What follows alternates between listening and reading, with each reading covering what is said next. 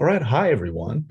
So today we're going to talk about George Berkeley's solution to the mind-body problem. So Berkeley is what we might call a subjective idealist. Subjective idealism is the view that there are no physical bodies, only spiritual, immaterial, or non-physical bodies. So we're going to talk a little bit more about that, but let's talk about a central tenet in Berkeley's philosophy. He thinks that to be is to be perceived. Okay. So this is a little bit weird, but let's chat about it. So everybody's heard this old question like, if a tree falls in a forest, does it make a sound, right? It's kind of a philosophical question, right? So on the one hand, it seems like, well, of course it would make a sound. Like, why wouldn't it make a sound, right? If a tree falls and nobody's around to hear it, well, then it's going to still make a noise, right? Or something's going to occur.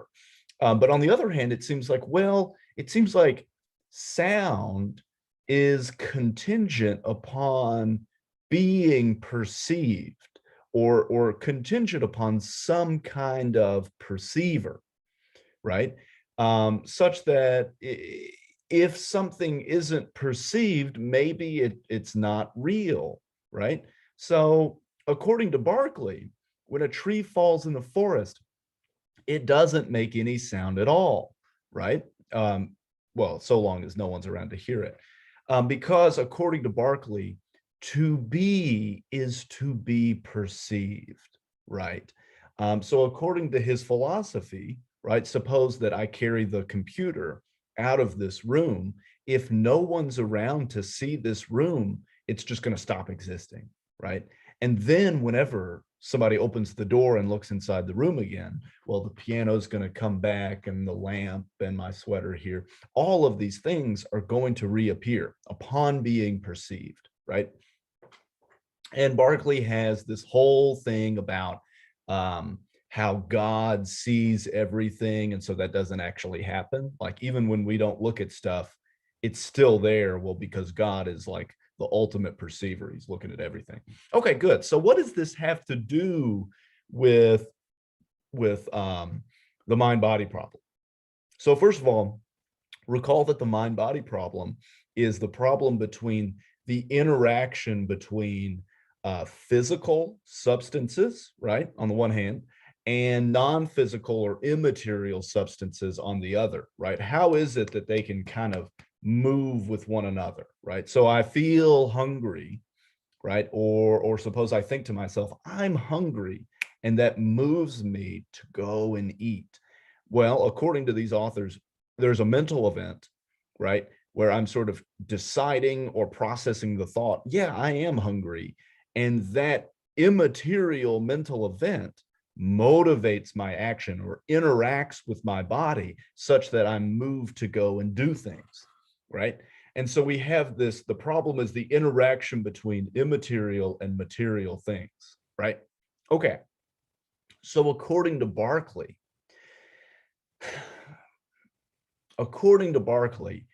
there are no physical bodies, right? So take, for instance, this coffee mug. It seems to exist. There seems to be some kind of physical object here, right?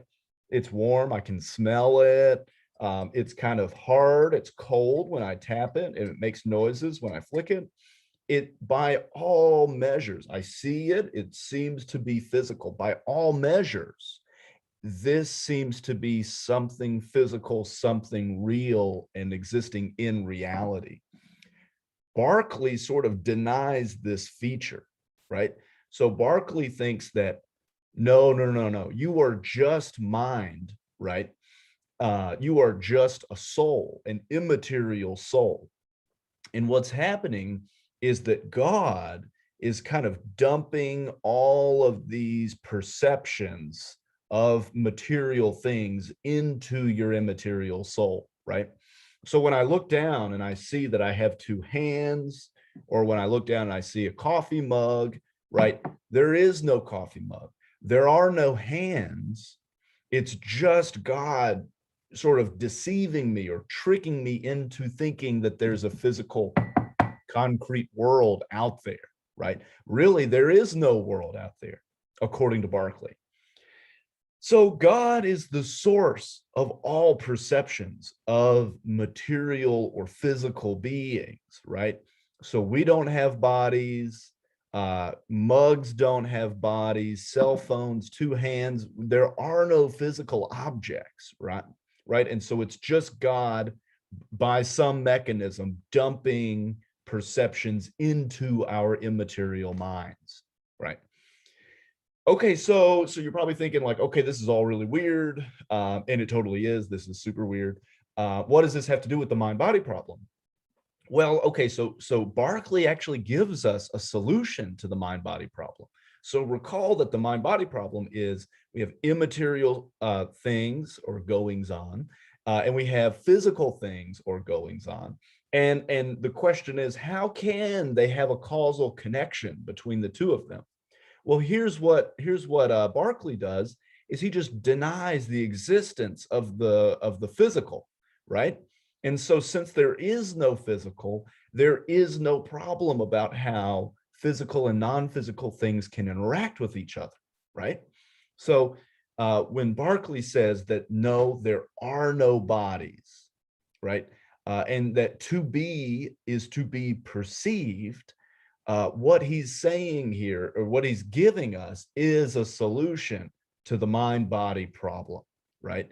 And so he ultimately denies the existence of anything that's physical, and ultimately gives us kind of a weird solution to the mind-body problem.